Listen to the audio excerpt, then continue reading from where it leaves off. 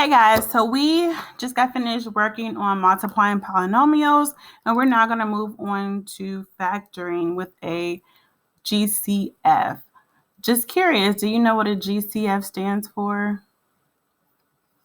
So just to kind of give you an idea of exactly what's going on, when we're factoring a GCF, what we're basically doing is distributing in reverse.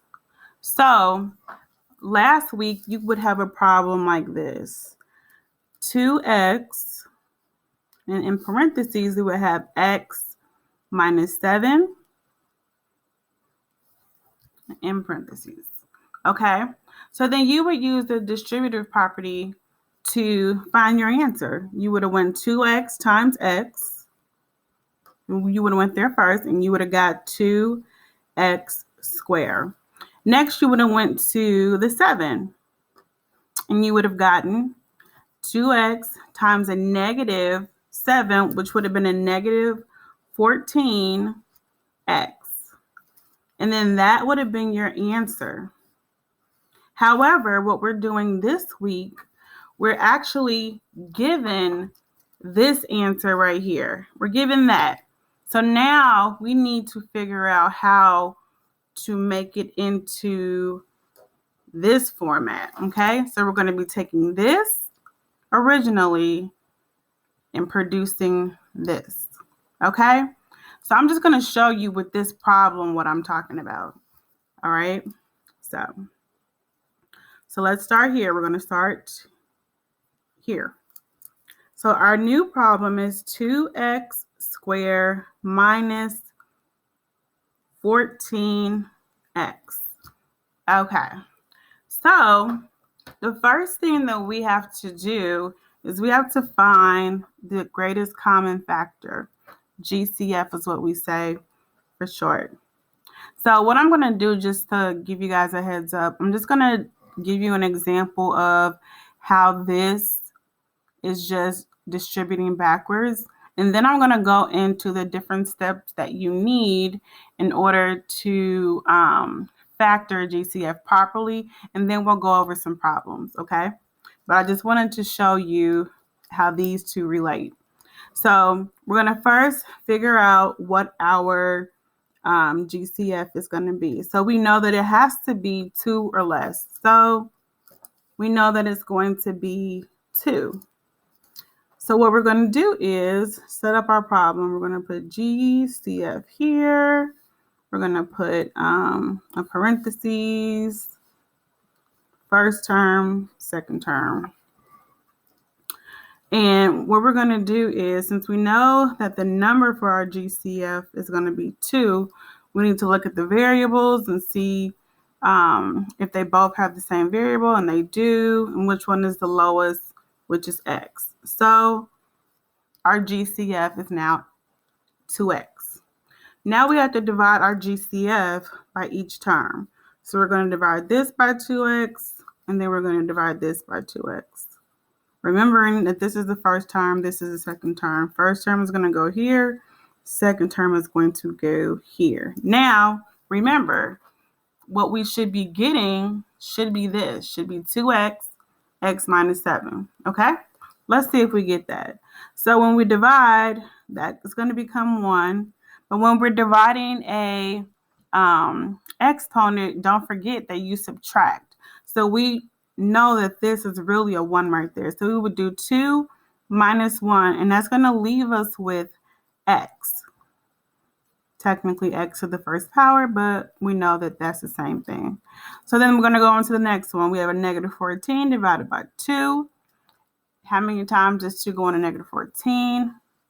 7. We already have our negative set up, so all we need to do is put 7.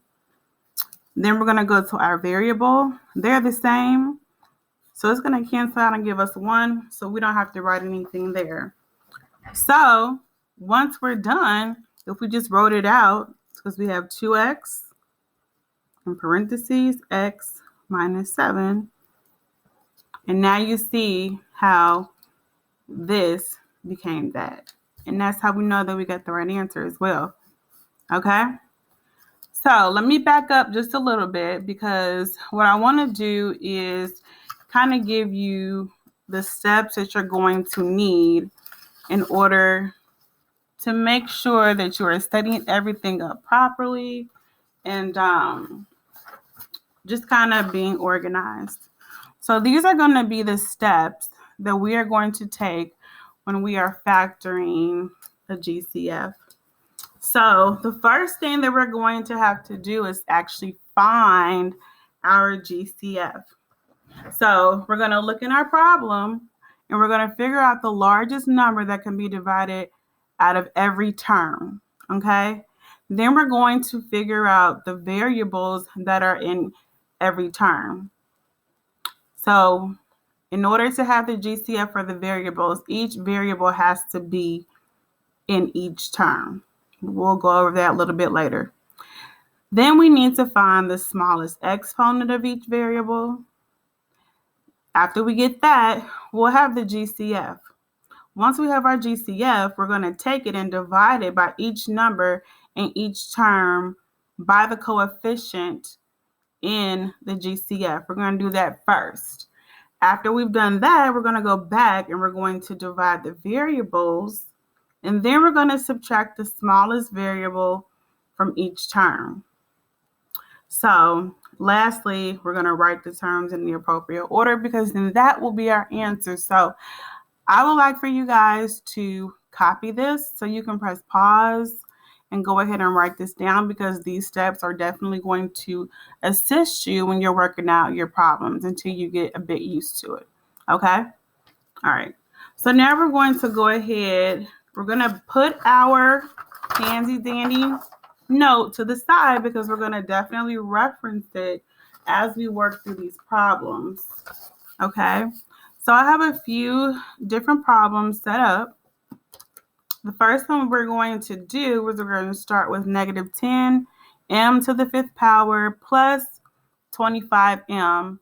And just as a reminder, don't get nervous when you see different variables outside of x and y, because it doesn't matter. M could be x, m could be a, m could be c. It doesn't matter. They're all variables, okay? So I don't want you to get, kind of nervous about that part or get confused or anything. So for me, the first thing I like to do is just go ahead and set up what my answer is going to look like. So I know that I'm going to have the GCF here. All right. Then I'm going to have parentheses. Now I'm going to go back and look at the problem that they gave me, and I see that I have one term, two terms. All right, well, that means I'm going to have two terms down here, and I'm going to keep my sign. So this is going to be the first term. I'm going to put my addition sign in there, and then this is going to be the second term. Then I'm going to close my parentheses. All right. So according to our instructions that hopefully you wrote down, our first goal is to go ahead and find this GCF. So what we need to do is find the factor. So we know that it has to be the lowest number. So that's the one that we are going to factor. We're not going to find 25. We're going to use 10, okay? So let's figure out the factors of 10. We have 1. We have 10. We have 2. We have 5. So let's think about it. We did 1 times 10 is 10. 2 times 5 is 10. If we went to 3, does 3 times anything give us 10 evenly? No, it doesn't. Okay, so those are going to be the factors. So now we need to figure out which one of these factors can go into 25 equally. So if we looked at 10, since it's the highest, can 10 go into 25? Can that be divided and us get an equal amount? No, it cannot. So let's go to the next one. What about 5?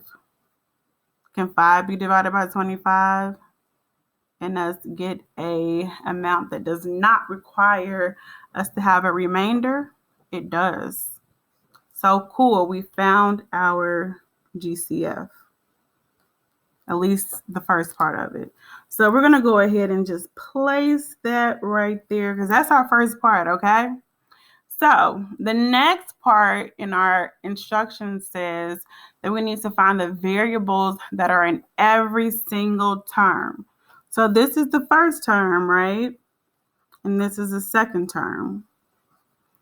So, okay, we have this variable m, and then we have this variable m. Okay, great. We have m in both terms, so that can go ahead and go in our GCF. So we'll put m. Lastly, we need to find the smallest exponent of each variable. So our first term has a 5. Our second term has a what? It has a 1 right there, but we don't have to put it because we already know it does, right? Okay, so that would end up being the smallest term, so we can leave our GCF as 5m. So next, our instructions tell us that we need to divide each number in each term by the coefficient in the GCF, and that would be 5. Okay, so we're going to go up here and we're going to divide this by 5. So a negative 10 divided by a positive 5 is going to give us a negative 2. I like to just go ahead and place that already in there, okay? And then I'm going to move on to the next part, which is also 5. 25 divided by 5 is going to give us 5. So we'll put the 5 right there. So now let's move on to our variable, which we have m. So let's put the m's in. All right, so now we're exclusively looking at the variable.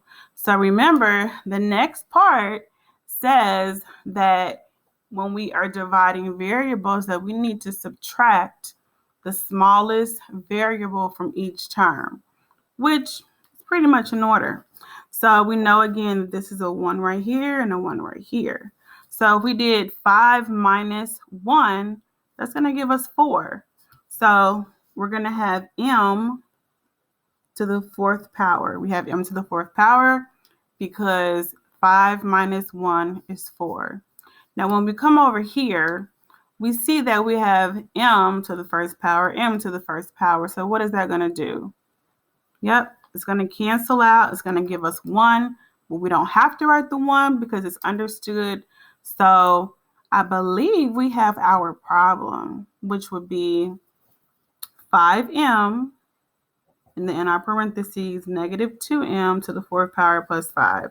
So we will go ahead and rewrite that in a nicer way so it looks nice and pretty.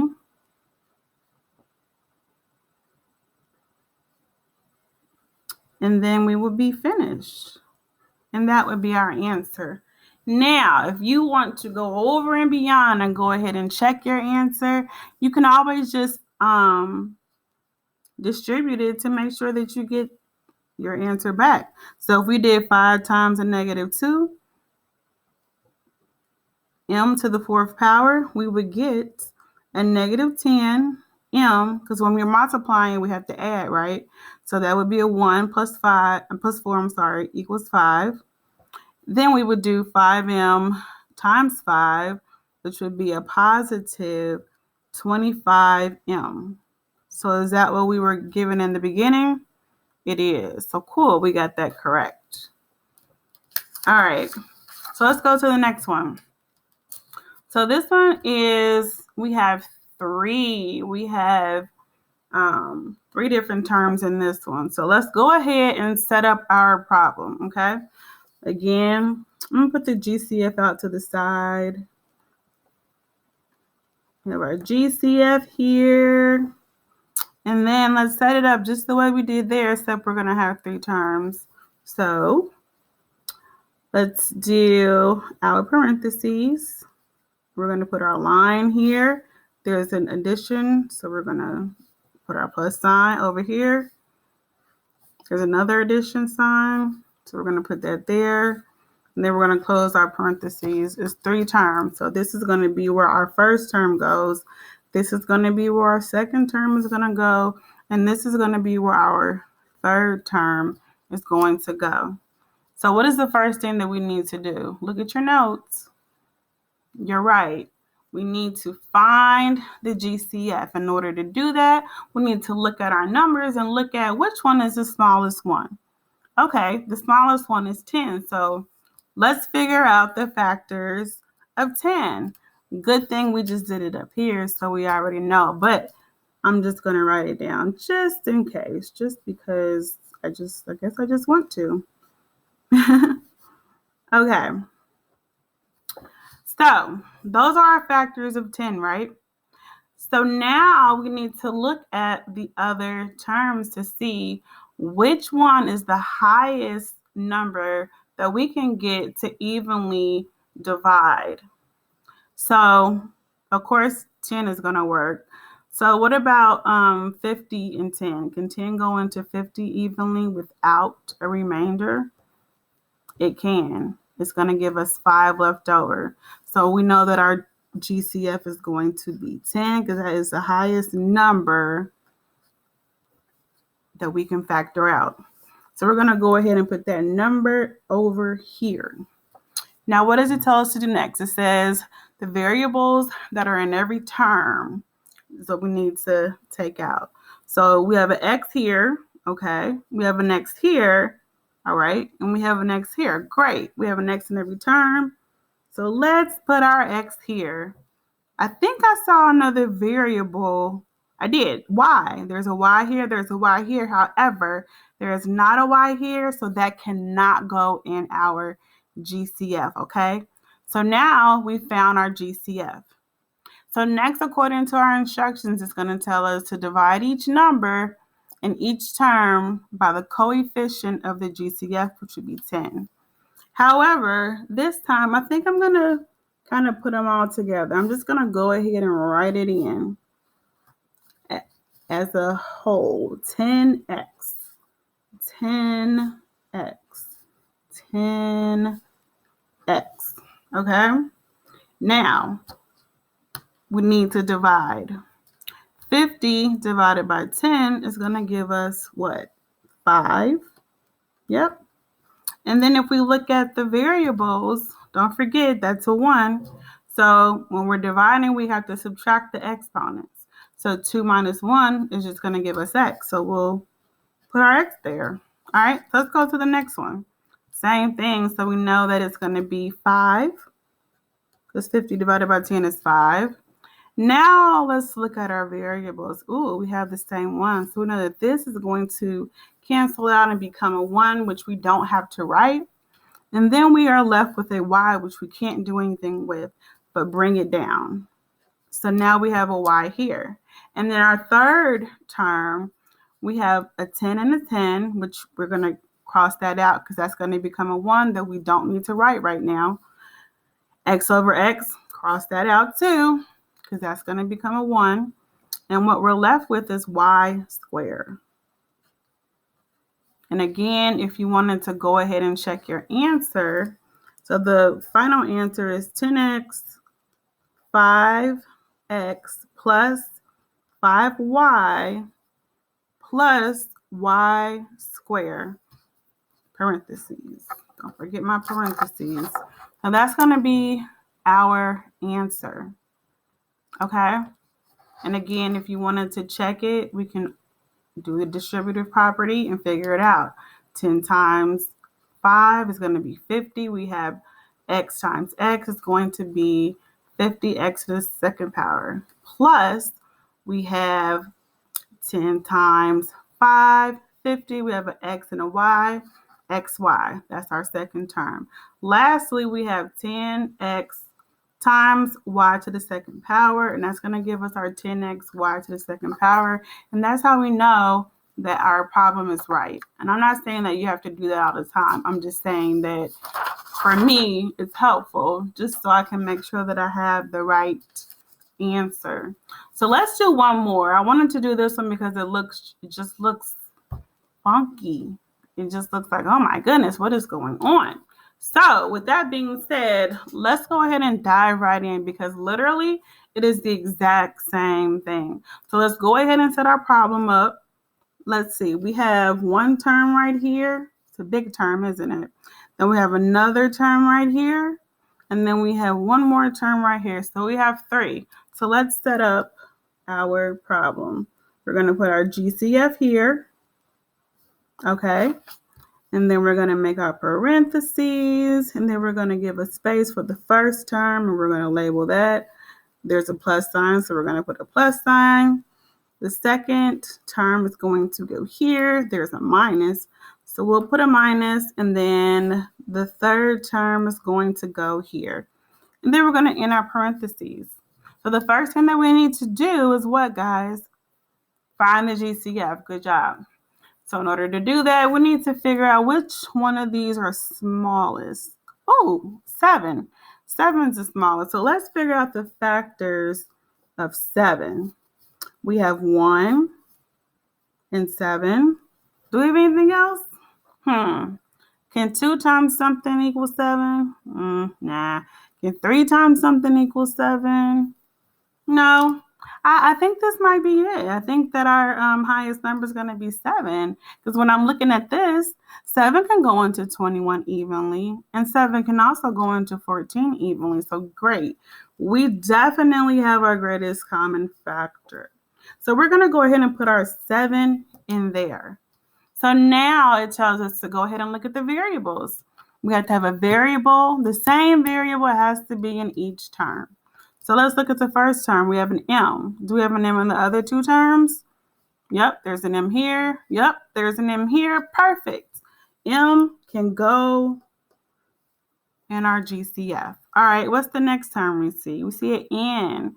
Is the N over here? It is. Is the N over here? It is. Oh my goodness, this is the first one when we had 2. So we have 2 variables in ours. So now it says, so this is probably where it may get a little confusing because the next one it says we need to find the smallest exponent of each variable. The other ones, we didn't really have this. So pay it close attention. So this one has an M to the second power, 2 as the exponent. This M has 6 as the exponent, and this M has 5 at the exponent. So which exponent is going to be the smallest? Okay, so that's what we're going to use. So in our GCF, our M will be to the second power. The same thing with the N. Let's go through the N's. Okay, this one's to the third power. This N is to the second power, and this N is to what we know to be the first power. So the lowest, the smallest exponent is going to be N. So we can leave it as is because we already know that there's an invisible 1 right there. So cool, we have our GCF. So now we need to divide each term by the GCF. So again, I'm going to go ahead and just write the whole thing out. So we have 7M square N. That is our GCF. So let's look at the numbers first. 14 divided by 7, what does that give us? 2. Let's go ahead and write that because that's our first term, and this is where our first term goes, okay? Now let's look at the variables. We have M to the second power, M to the second power. That's the same. That's going to cancel out and become a 1, which we don't need to write down there. So the next one is a 3, and then don't forget we have the 1, so it will be 3 minus 1, and that's going to give us 2. So then we're going to bring down N and put a 2 on top of that. Go to the next term, and we are going to divide that by 7M to the second power, N. All right, so 21 divided by 7 is, yep, good job, 3. So we're going to go ahead and write our 3 right there. And next, we're going to look at the variables. So we have a 6 and we have a 2. So we need to divide that, which means we need to subtract the 2 exponents. So 6 minus 2 equals 4. So we're going to put M to the fourth power. Now let's look at our next variable. We have n to the second and then n, which again is 1. So we're going to do 2 minus 1 is going to be 1. So we can just put n right here. All right. Lastly, is going to be 7m squared n. So we have 7 and 7. That's going to cancel out because we know that's 1. However, with the m, we have a 5 and a 2 for exponents. So we're gonna subtract 5 minus 2, which is going to give us 3. So we're going to put m to the third power. Then over here, looks like both of them are the same, so they're also going to cross out.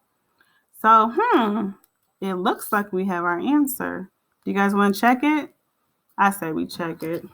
So let's distribute it out. Actually, let's rewrite it first. So it looks pretty neat for when you write it on your paper. So this is our, oops, don't mind me. This is our answer, 7m squared n, and then parentheses, we have 2n to the second power plus 3m to the fourth power n minus m to the third power, close parentheses. All right, so let's distribute it out. 7 times 2 is 14. M squared is a lone wolf, so we're going to leave that right there. Then we have n and then n squared, so we're going to add the 2 since we're multiplying, and we have n to the third power. Looks kind of familiar so far. That's great. All right, our next one, 7 times 3 is 21. So we have a positive plus 21. And then we have m squared times m to the fourth power. We're going to add them. That's going to give us m to the sixth power. Now let's go to the n. We have a n that's going to be 1 right here, n that's going to be 1 right here. When we add them together, it's going to be n to the second power. And then lastly, we have a 7, and we have no actual number over there. So we know that it's an invisible 1. So 7 is going to, let's not bring down our, we have to bring down our minus. So 7 is going to be by itself, m to the second power times m to the third power. Means we have to add the 2, and that's going to give us m to the fifth power. There's still an n left, and then we're going to have an n at the end. So is that what we have in our original? 14m squared, n to the third, plus 21, m to the sixth, n to the second, minus 7m, 5 to the... Oh my goodness, you guys did an awesome and amazing job, okay? So I hope you guys are kind of understanding factoring in GCF. We do have some homework problems that I want you to work on, and we're going to work on it a little bit further on Wednesday, but you definitely want to make sure that you have your list handy. So if you did not have a chance to copy it down, please do so. Pause it, copy it down, because it's going to really help you out. All right, guys, I will see you on Wednesday.